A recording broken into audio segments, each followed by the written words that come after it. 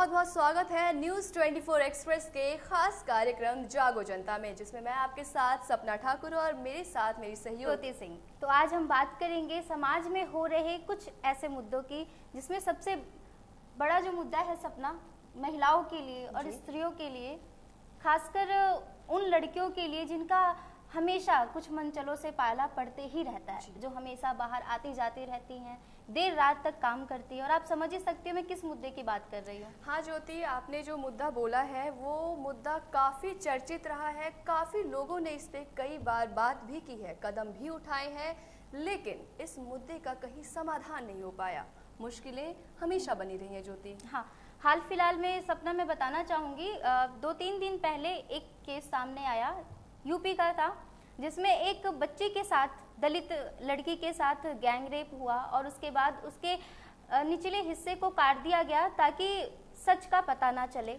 और वो कुछ इस तरीके से था ज्योति कि हम यहाँ पे हम बात तो कर रहे हैं, लेकिन उसे बोलने में भी हमारी रूह कांप जाएगी। बता दें आपको कि वो बच्ची महज 12 साल की थी और उसके साथ गैंग रेप हुआ और उसके बाद उसका निचला हिस्सा बस इस वजह से काट दिया गया ताकि वो जो आरोपी, वो बदमाश जो थे, उनके बारे में पता ना चल सके कि उन लोगों ने आखिरकार बच्ची के साथ किया क्या है। और निचला हिस्सा काट के ऐसे नहीं छोड़ा, उसे जमीन में काट दिया गया।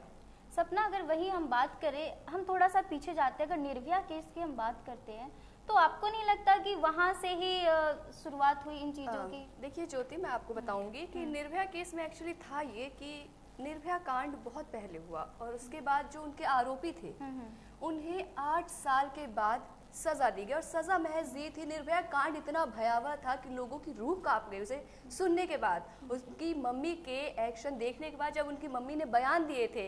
लेकिन उनके आरोपियों को महज फांसी दे के छोड़ दिया गया, फांसी दिया गया। और उसमें से भी एक लड़का जो कि 8 साल पहले नाबालिग बताया गया था, उसे 8 साल के बाद भी नाबालिग बोल के छोड़ दिया गया। क्यों ज्योति, ये एक बड़ा मुद्दा है। क्या फांसी इनफ होगा इस पूरे जुर्म के लिए? आपको नहीं लगता अगर हमारी जो न्यायिक प्रक्रिया है, अगर इसमें डिले नहीं होता जैसे पहले हुआ है, अगर तुरंत ही उन्हें सजा मिल जाती तो शायद ये मामले कुछ कम हो जाते। और एक लाइन किसी ने कही थी कि अगर चालान के डर से लोग हेलमेट पहन सकते हैं तो फांसी के डर से बलात्कार क्यों नहीं रुक सकता? अब देखिए, लाइन तो काफ़ी अच्छी है, लाइन तो काफ़ी लोगों ने बहुत कुछ कही है कि जैसे चालान के डर से अगर लोग हेलमेट पहन सकते हैं तो फांसी के डर से लोग बलात्कार क्यों नहीं रोक सकते।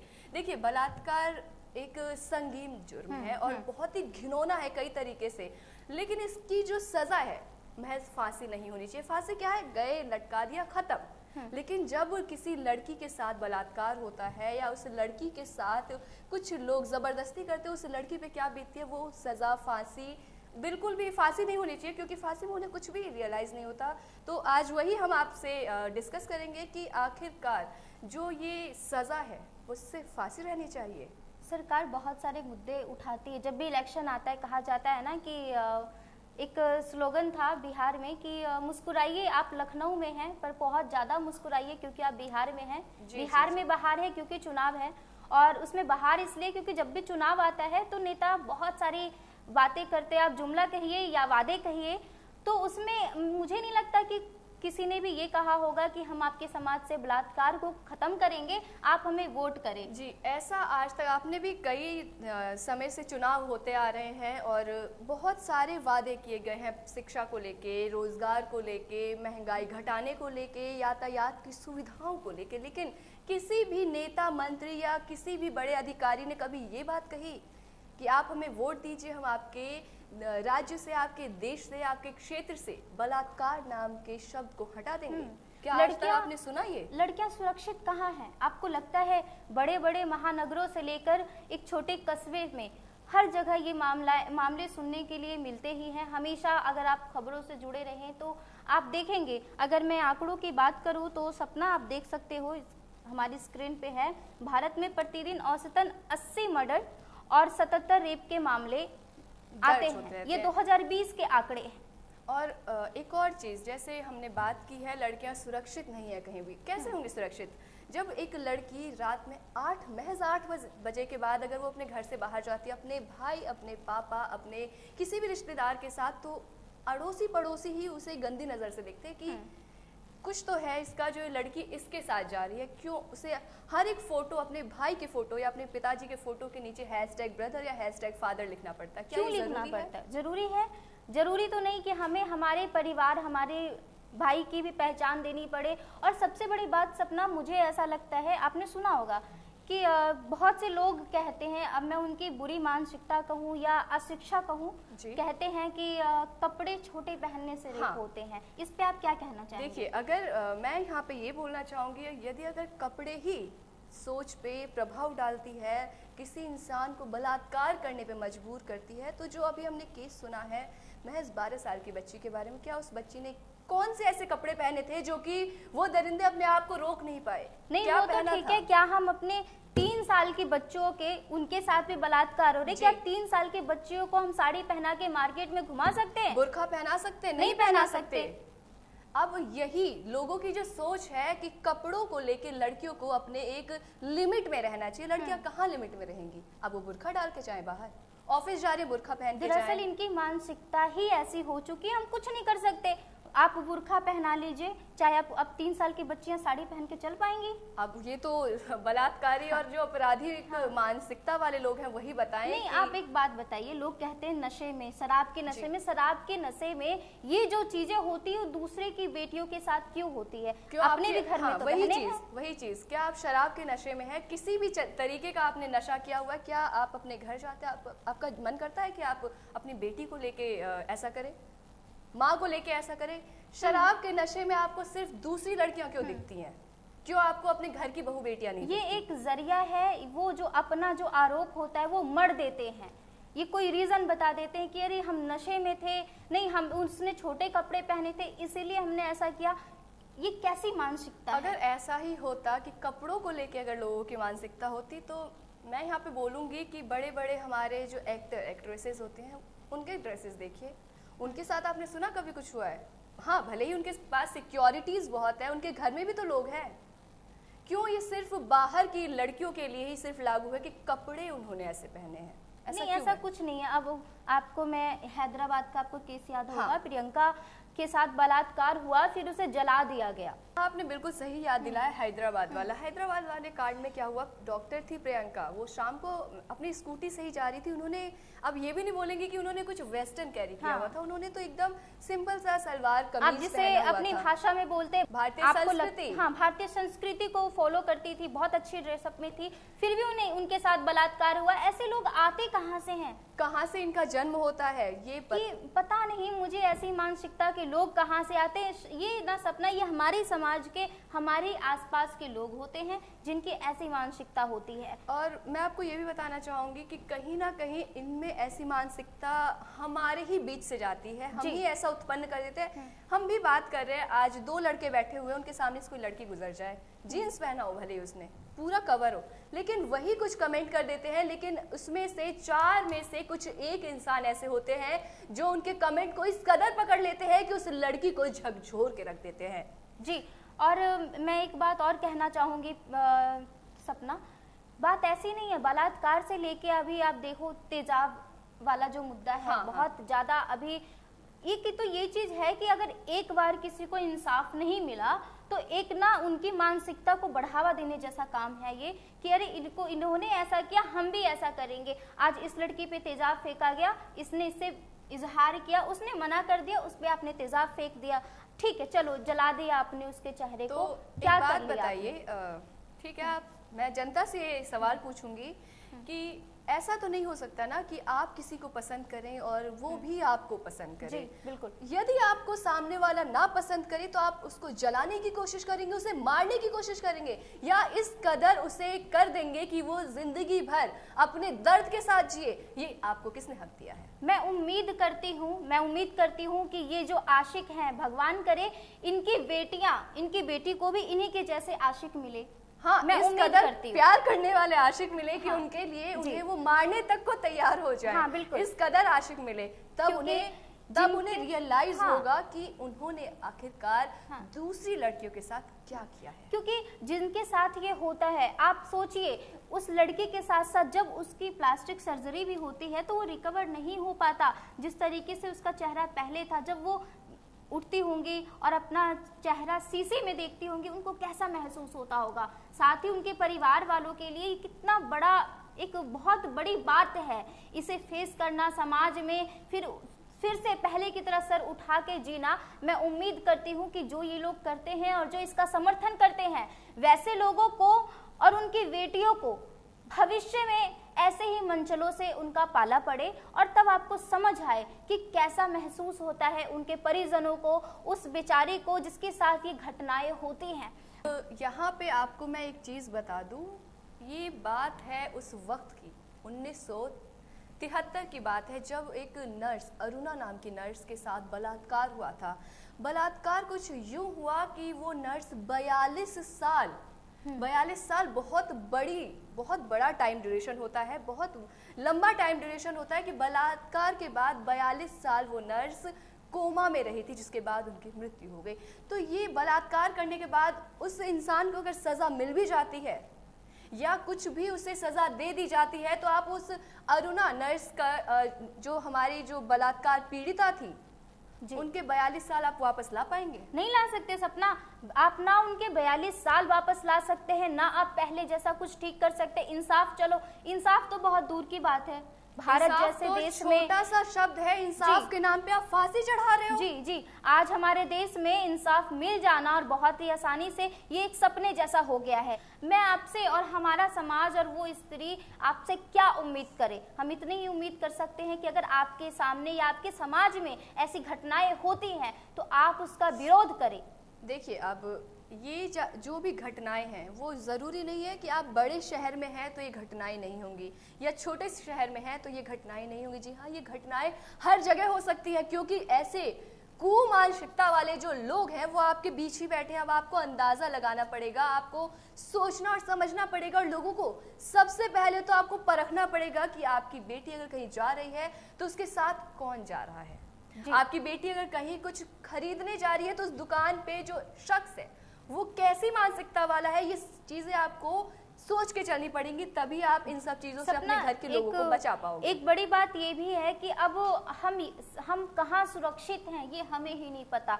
बहुत सारे केसेस ऐसे भी सामने आए कि महिला अपने पति के साथ घूमने के लिए निकली और तब उसके पति के सामने उसका बलात्कार हो गया।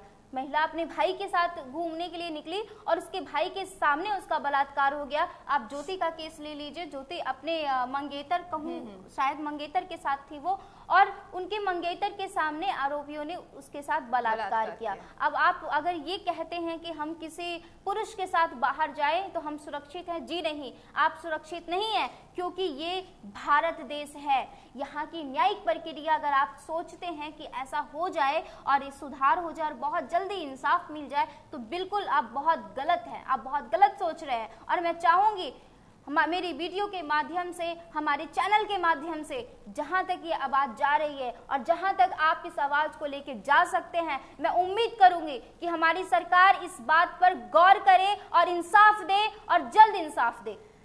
ये तो हो गई इंसाफ की बात, लेकिन मैं सरकार से ये भी उम्मीद करूंगी और साथ ही अपने जनता से ये उम्मीद करूंगी कि ये इस वीडियो को ज़्यादा से ज़्यादा बढ़ाएं आगे और शेयर करते चले जाएं, ताकि इंसाफ की डायरी में जो शब्द फांसी है वो फांसी से कई गुना ज़्यादा बढ़कर इन जैसे लोगों के लिए होना चाहिए, इन जैसे अपराधियों के लिए होना चाहिए, जो कि लड़कियों को चील कौओं की तरह नोच कर खा लेते हैं। वो इस कदर नोचते हैं कि उन लड़कियों के सिर्फ शरीर पे जख्म नहीं बल्कि उनके दिल पे जख्म पड़ जाता है, जिससे कि वो लड़कियां कई सालों या यूं कहे कि जिंदगी भर अपने आप को कभी अच्छे तरीके से देख भी नहीं पाती। सपना, मानो वो महिलाएं, वो स्त्री नहीं, वो लड़की नहीं, ऐसा लगता है कि हम एक ऐसे समाज में जी रहे हैं जहां बहुत सारे गीदड़, बहुत सारे चील, बहुत सारे कौवे हमें गंदी नज़र से घूर रहे हैं और हम बचते बचाए निकल रहे हैं। अगर हम एक बाजार भी जाते हैं, कहीं निकलते हैं शॉपिंग करने के लिए, तो उधर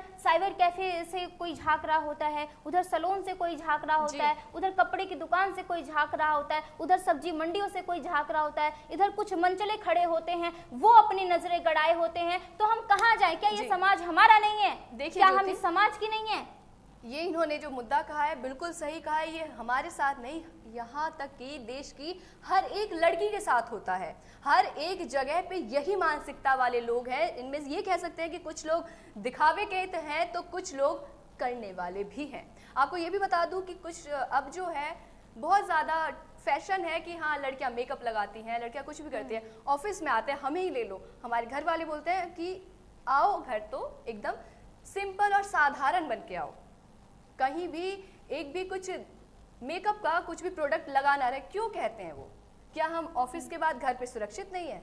क्या हम रास्ते पे सुरक्षित नहीं है? क्या हम मेकअप लगा के जाएंगे तो 10 लोग हमें घूरेंगे? क्या एक मिनट, क्या मेकअप ही एक इसका रीजन है? जो बलात्कार होते हैं 2 साल की बच्चियां तो मेकअप करती नहीं है। बलात्कार, देखो बलात्कार, अब जब लोग कपड़ों पे कमेंट कर सकते हैं तो कहीं ना कहीं वो लोग मेकअप पे भी कर सकते हैं। अगर हमने मेकअप थोड़ा ज्यादा लगा लिया तो ओवर मेकअप, मतलब ये लड़की वैसी है।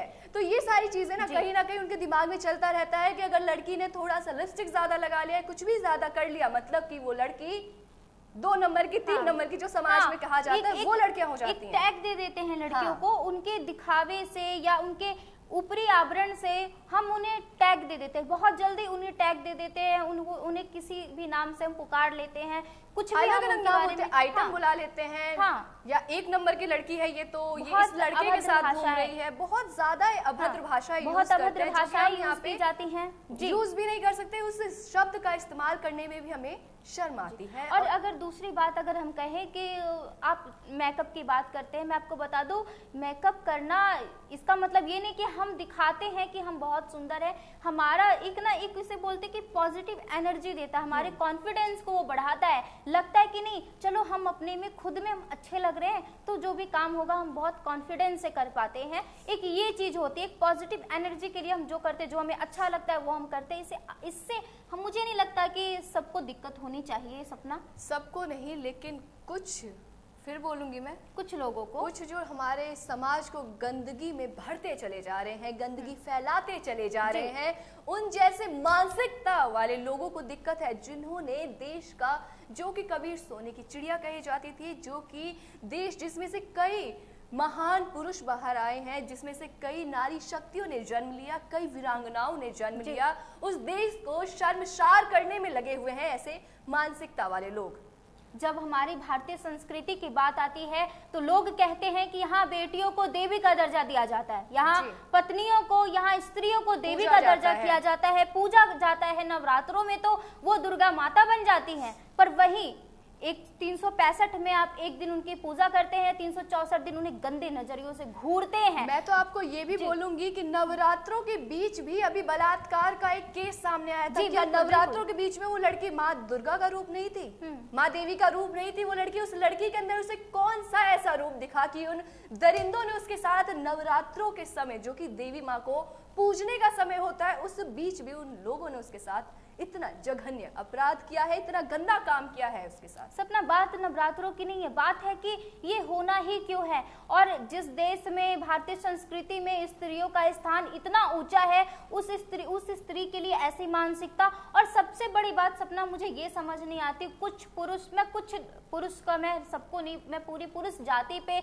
कोई भी प्रश्न नहीं उठाना चाहती, पर मैं कुछ पुरुषों के लिए कहना चाहती हूँ जिनकी ये मानसिकता है बलात्कार, और जो बलात्कारी हैं। एक बात आप बताएं हमें कि आपने जिस माँ का आपने स्तनपान किया, आप बड़े हुए, ठीक है, आपने जन्म लिया, जिनकी गोद में आप खेले, जिनकी गोद में आप खेले, उन्हीं अंगों की आप चाहत करते हैं जब आप बड़े हो जाते हैं।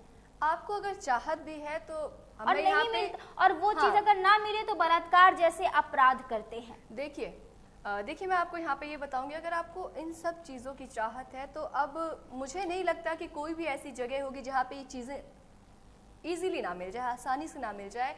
फिर भी जो लोग होते हैं वो इस घटना को अंजाम देने में कतई नहीं शर्माते, कतई पीछे नहीं रहते हैं। मैं सपना एक लाइन बोलना चाहूंगी।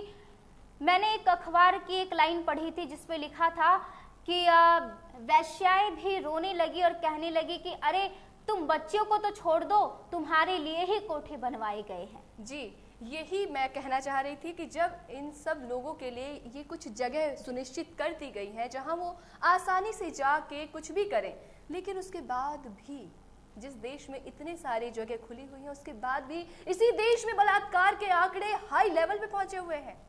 ऐसा नहीं है कि यहाँ पे सिर्फ बलात्कार, बल्कि कई ऐसे अपराध हैं जो लड़कियों के साथ होते हैं जो कि बलात्कार से भी कई गुना ज्यादा बोल सकते हैं डरावना होता है, भयावह होता है, जिसके बाद लड़कियां कुछ इस कदर से टूट जाती हैं कि वो आगे कुछ भी कर नहीं पाती। क्या इसके लिए लड़कियों का ही कसूरवार ठहराएंगे? लड़कियों को आप दोष देंगे कि लड़कियों की ही गलती है? अच्छा, मैं अगर सुरक्षा की बात करूं सपना, तो आपने सुना होगा एक केस सामने आया था हमारे, एक था कि उसमें पुलिस वाले ने भी रेप किया था। आपको शायद याद हो, तो एक ऐसा भी हमारे पास एक केस आया था जिसमें हमने पढ़ा, एक बच्ची पुलिस के सामने जाती है अपनी मदद की गुहार लगाने के लिए और वहां पे पुलिस वाले भी उसके साथ रेप करते हैं। तो महिलाएं सुरक्षित देखिए, अब पुलिस वालों का अगर नाम लें हम यहाँ पे, तो हम समझते हैं कि अगर हमें कहीं सुरक्षा मिलेगा या हम कहीं सुरक्षित हैं तो पुलिस के साथ हैं। हमें अगर कोई भी शिकायत दर्ज करवानी है, हम सबसे पहले कहाँ जाते हैं? पुलिस स्टेशन पे। अब अगर पुलिस वाले, हम सबको यहाँ पे इंक्लूड नहीं करेंगे, लेकिन कुछ पुलिस वाले ऐसे हैं जिन्होंने पूरी पुलिस फोर्स को शर्मसार कर दिया है, जो कि अब पुलिस वालों ने भी अगर ऐसे काम शुरू कर दिया है तो लोग अपने आप को कहाँ पे सुरक्षित महसूस करेंगे? कई ऐसे केसेस आए हैं सामने जहां पे पुलिस वालों की काफी हद तक गलतियां सामने आई हैं। चिकित्सा केंद्रों में भी ये चीजें देखने को मिली। डॉक्टरों पे भी हम भरोसा नहीं कर सकते, अकेले नहीं जा सकते। हाँ, बहुत से केसेस ऐसे सामने आए कि डॉक्टर्स ने भी ये बलात्कार जैसा संगीन गुनाह किया है। जिस शब्द को बोलने में हमारी जबान हिचकिचा जाती है, ऐसे शब्दों को, ऐसे क्रियाओं को वो करके गुजर जाते हैं। और जो कि इतने पढ़े लिखे लोग होते, कहते हैं लोग कि इनमें दिमाग नहीं था या ये पढ़े लिखे नहीं थे, शिक्षित नहीं थे, कई रूप से अनएजुकेटेड थे, इसीलिए इन्होंने ये काम किया है। तो डॉक्टर, पुलिस वाले कौन से अनएजुकेटेड है? किनको शिक्षा प्राप्त नहीं हुई है? अब तो टीचर, शिक्षक भी इस श्रेणी में शामिल हो रहे हैं। कुछ शिक्षकों के मामले भी सामने आए हैं, कुछ की वीडियोस भी वायरल हुए हैं। कई लोगों की जिन्होंने लड़कियों को एक्स्ट्रा क्लासेस देने के बहाने उनको क्लास में रखा और उसके साथ जबरदस्ती करने की कोशिश की। तो शिक्षक भी कहीं ना कहीं से इसमें सामने आए हैं और कई ऐसी चीजें हैं जो भी कुरीति फैली हुई है वो हमारे समाज के अच्छे खासे पदों पे तैनात लोगों के सामने से भी आई है। जी, अगर सपना आंकड़े की बात करें तो देखिए, हमारे पास 2016 से 2019 तक के आंकड़े हैं जी, 2020 के भी आंकड़े हैं। आप देख सकते हैं कि कुछ भी, अगर 2020 के आंकड़े की हम बात करें तो 28,000 से ज्यादा, 2019 में 32,032, 2018 में 33,356 मामले हैं, 2017 में 32,559 मामले हैं, वहीं 2016 की बात करें तो 38,947 मामले सामने आए हैं। तो ये मामले कहीं ना कहीं ऊपर जा रहे हैं, नीचे आ रहे हैं, लेकिन फिर से उछाल पकड़ रहे हैं। तो ऐसा क्यों है? क्या इन सभी कुरीतियों को रोकने के लिए कोई सिस्टम नहीं है? क्या हम ऐसे बोलते रहेंगे, खबर चलती रहेगी, लोग सुनते रहेंगे, बुराइयां होती रहेंगी, बलात्कार होते रहेंगे? क्या ये इन्हीं दिनों के लिए हमारे बड़े बड़े नेताओं ने हमारे देश को आज़ाद करवाया कि वो अंग्रेजों के चंगुल से तो हमारी बहन बेटियों को बचा सके, लेकिन देश के जो लोग हैं वही हमारी बहन बेटियों को नोच के खा रहे हैं। सपना, दूसरी बात ये है, अगर आपने ये कहा नेताओं की बात कही, चाहे भ्रष्टाचार को रोकने की बात कही, मैं आपकी बात से पूर्णतः सहमत हूँ मैं आपकी बात से। पर अगर वहीं हम दूसरी और नजर डालें तो बहुत सी ऐसे, हम हर जगह पुलिस की नियुक्ति हर लड़की के साथ नहीं कर सकते, हम हर क्षेत्र में नहीं, लड़कियों के साथ बॉडीगार्ड नहीं भेज सकते। अगर आवश्यकता है तो हमें अपनी मानसिकता को बदलने की, साथ ही जो लोग ये कहते हैं लड़कियों को, अपनी बेटियों को कि देर रात लेट से मत आना, मेकअप लगा के मत जाना, बदन को ढक के जाना, मैं मानती हूँ ये बातें सही हैं, पर आप अपने बेटे को क्यों नहीं कहते कि किसी लड़की पे अपनी गंदी नजर मत डालना, किसी लड़की पे अभद्र कमेंट्स मत करना? क्यों नहीं कहते आप? लड़कियों पे आप हमेशा रोक टोक लगाते हैं, आप हमेशा कहते हैं कि ऐसे मत जाना, वैसे मत जाना, हंसना मत, बोलना मत, सेफ्टी से आना, टाइम से आना, ठीक है। आप अपने बेटे को क्यों नहीं कहते? देखिए, अगर आप जितनी पाबंदियां लड़कियों पे लगाते हैं, जितनी ही चीज़ें आप लड़कियों को समझाते हैं कि तेज़ मत बोलना, लोगों के सामने हंसना मत ज़्यादा ज़ोर से, अगर कहीं बैठी हो तो खिलखिला के मत हंसना। जी क्यों? बिल्कुल। आपके ऊपर नज़र जाएगी और उसके बाद जो लोग हैं आपको नोटिस करेंगे। अगर जा रहे हो आप भले ही छोटे हो, लेकिन बच्चों वाली हरकतें मत करना, चॉकलेट मत खाना, बिस्किट मत खाना, ताकि लोगों की आपके ऊपर नज़र ना जाए। उससे क्या होगा? आप यही चीजें अपने बेटों को क्यों नहीं बताते हो कि बेटा अगर कोई लड़की ऐसे हो तो उन पे गंदी नजर मत रखना, उनको अपनी बहन बेटियों की तरह ही समझना। ये चीजें आप अपने बेटों को क्यों नहीं समझा? और मर्द वो नहीं होता जो स्त्रियों के कपड़े उतारता है, मर्द वो होता है जो स्त्रियों के बदन को ढकता है। मर्द असल में वो होता है। और अगर आप ये कहा जाता है कि ये जो भारत है पितरात्मक समाज, बहुत आप अगर समाज, हमारा जो समाज है वो पितरात्मक समाज है। इस पितरात्मक समाज में आप जब अपने समाज को अपने नाम से आप जानते हो, अपने घर को आपके नाम से जाना जाता है, तो समाज में हो रही कुरीतियों को आप क्यों नहीं खत्म कर देते, क्यों नहीं हटा देते उसे? देखिए, अब कुरीतियों को अगर हम खत्म करने की बात कह रहे हैं तो कई सारी कुरीतियां हैं जिन्हें हम जड़ से तो नहीं उखाड़ सकते, लेकिन कई हद तक उन पे हम लगाम भी लगा सकते हैं। यहाँ पे बलात्कार सिर्फ बड़े बच्चे नहीं बल्कि छोटे बच्चे भी करते हुए नजर आए हैं, नाबालिग बच्चे भी करते हुए नजर आए हैं। क्या वजह है कि नाबालिग बच्चे भी इस जघन्य अपराध को करने पे मजबूर हो चुके हैं? उन्हें क्या चीजें दिख रही हैं ऐसी जिसने उनके दिमाग को इस कदर से कर दिया कि वो बलात्कार करने पे आतुर हो चुके हैं। कुछ दिन पहले की आपको मैं बात बता दूं कि एक मतलब कोई क्षेत्र की ही खबर थी कि एक औरत अपनी छोटी सी बच्ची 6 यानी 7 महीने की बच्ची को लेके गोबर का उपला रखने आई थी। वहीं पे उसके घर के बगल में रह रहा एक बच्चा जिसकी उम्र महज 15 से 16 साल होगी, उसने अपनी छोटी बच्ची को उसके हाथ में थमा दिया कि तुम थोड़ी देर के लिए पकड़ लो, मैं ये काम खत्म कर लूँ। उस बच्चे ने पता है क्या किया आपको? 15 से 16 साल का बच्चा था वो, और बच्ची कितने महीने की थी? 6-7 महीने की। उसने कुछ इस कदर किया कि उस बच्ची को इंटरनल ब्लीडिंग होने लगी। समझ रहे हैं आप ये बात? 6-7 महीने की बच्ची क्या थी? फूल थी वो, छोटी सी। उसके साथ ये चीजें, सपना रोंगटे खड़े हो जाते हैं ये सारी चीजें सुनकर। सोचो जिनकी बेटी के साथ ये चीजें होती होंगी, क्या बीतता होगा उस माँ पर जिसने 9 महीने कोख में उसे इतने प्यार से रखा, उसका पालन पोषण किया, और उसके साथ ऐसी चीजें जब वो सुनती होगी, उन्हें सुनने में आया होगा, कैसा लगता होगा, कैसा महसूस होता होगा उनको। देखो, बच्चियों के साथ कुछ हो रहा है, लड़कियों के साथ कुछ हो रहा है तो माएँ कहीं ना कहीं टूट जाती हैं।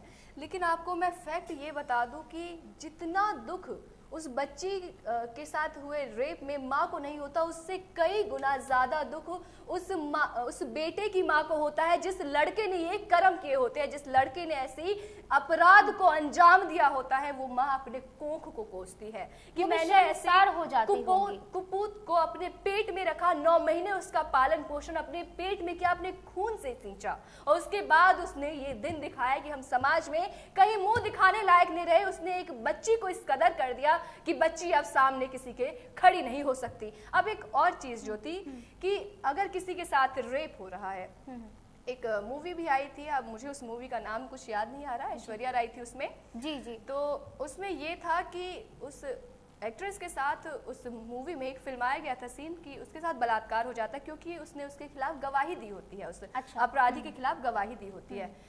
तो एक्ट्रेस का जब बलात्कार होता है उसे तो फेंक के चला जाता है अपराधी, उसके बाद वो घर पहुंचती है किसी भी तरीके से। उसके पिताजी उस फिल्म में उसके पिताजी उसके सामने बोलते हैं पानी से नहा के कि मैंने तुम्हारा पिंडदान कर दिया, अब तुम मेरे लिए मर चुकी हो, अब तुम अपना रास्ता देख लो। बाहर जब निकलती है तो बाहर के लोग कहते हैं इसकी ही गलती थी, ये कहाँ से आ गई हमारे मोहल्ले में, ये तो हमारे मोहल्ले का नाम बर्बाद कर देगी। तो क्या उस लड़की की गलती थी उसमें? जो लोग इस नज़र से उसे देखने लगे कि लड़की अगर उसके साथ बलात्कार हुआ है, मतलब कि उसे ये शब्द तक कहा गया कि एक खराब मछली पूरे तालाब को गंदा कर देती है, उसे ये शब्द तक कहे गए थे, उसे अपने समाज से भी निकाल दिया। आप समझ सकते हैं उस लड़के के लिए ये कितना भयानक होगा। उसे पूरा जीवन समाज के तानों से गुजारना पड़ेगा। आप हम सबसे समाज बनता है, और ये जो समाज है, यही समाज आत्महत्या करने पर भी हमें मजबूर करता है। और ऐसी लड़कियां ही, हम ही लोगों के वजह से, हमारे समाज के वजह से, हमारी मानसिकता के वजह से आत्महत्या करने पर उतारू हो जाती है। हाँ, तो अब ये जो भी बातें थी बलात्कार से लेके कई सारे गुनाहों तक जिन्होंने उजागर किया, एसिड अटैक को लेके, बलात्कार जैसी जघन्य अपराध को भी उजागर किया है, तो आप सभी से अब उम्मीद है, आशा है आप सभी से कि आप इस वीडियो के जरिए अपने घर में सभी को ये वीडियो दिखाएं। मैं तो ये कहूंगी कि घर में बैठ के सभी को ये चीजें देखनी चाहिए, ये चीजें सबको सुननी चाहिए। जी बिल्कुल। और साथ ही मैं चाहूंगी कि आप, क्योंकि अभी जैसा कि सपना ने बताया कि नाबालिग बच्चे भी, मुझे नहीं पता वो कितने समझदार हैं, वो कितना इन चीज़ों को समझते हैं, पर नाबालिग बच्चे जब ये चीज़ें करने पर उतारू हो गए हैं तो कहीं ना कहीं परिजनों का ये एक छूट हो जाता है और परिजनों की ये रिस्पॉन्सिबिलिटी बनती है, जिम्मेदारी बनती है कि वो नज़र रखे अपने बच्चों पर। जब तक कि आपके बच्चे बड़े ना हो जाए, समझदार ना हो जाए, उनका भविष्य ना बन जाए, तब तक आप उन पे नजर रखें कि वो क्या कर रहे हैं, क्या नहीं कर रहे हैं। छोटी बड़ी बातों पे उन पे नजर रखें, ध्यान बिल्कुल। तो इसी के साथ मैं उम्मीद करूंगी कि हमने जितनी भी बातें, जितने भी मुद्दे आपके सामने हमने रखे, मैंने, सपना ने, आज बलात्कार जैसे बहुत ही गंभीर विषय में हम लोगों ने आपके सामने बहुत सी बातें की, चर्चा की। मैं उम्मीद करूंगी कि ये व्यर्थ नहीं होगा, हमारी मेहनत कहीं ना कहीं आगे तक जाएगी और आप इसे अपने जीवन में उतारेंगे। और साथ ही अपने छोटे, या आप छोटे हैं तो अपने से बड़े को भी आप इन चीज़ों के, इन विषय के बारे में जानकारी देंगे और बताएंगे कि हम अपनी मानसिकता को कैसे बदल सकते हैं। मुझे अभी एक और चीज़ याद आई है, मैं आपको ये बता दूं कि पहले के टाइम में जब स्कूल जाते थे लोग तो बैड टच, गुड टच जैसा कुछ भी नहीं था, कोई एक्स्ट्रा क्लासेस नहीं होती थी। लेकिन आज के टाइम में छोटी बच्चियों को गुड टच और बैड टच की शिक्षा दी जाती है। बच्चों, अगर तुम्हें ऐसे टच किया तो ये गुड टच है, ऐसे टच किया है तो बैड टच है। क्या ये जरूरी है बताना? क्या ये जरूरी है बताना? क्यों जरूरी है?